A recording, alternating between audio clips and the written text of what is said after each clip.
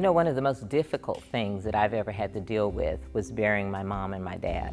Really difficult time in our life. There's 5 of us in the family. You know, so much went on.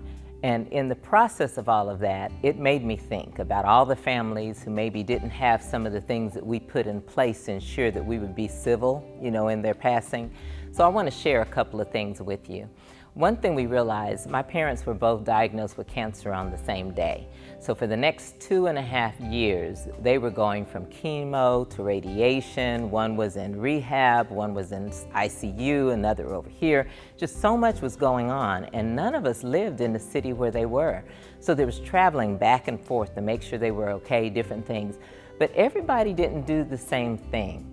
I found a lot of times that in families, sometimes that messes us up because we think that everybody should equally share in the same responsibilities. You need to fly here and sit with mom and dad just like I flew here and sat with mom and dad. But the truth of the matter is, if you're a family, do what you can do. Everybody can't do the same thing.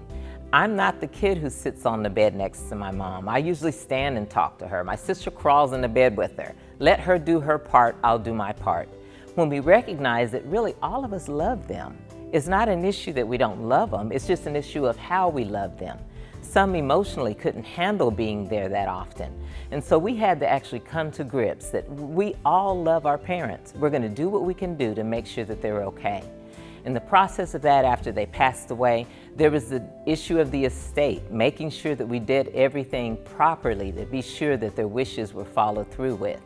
Something as simple, I'm gonna give you an illustration. Jewelry. My mom sold jewelry, a lot of jewelry. When we were kids, we would model her jewelry. So we knew there was gobs of jewelry, and there's 4 girls. So what do? We had a jewelry party. We sat 5 tables out with jewelry spread out on each one.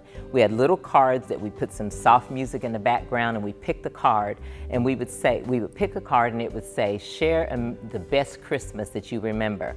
And then you would share that Christmas that you remember, and then it would say, pick 2 from table 1, or pick 1 from table 3.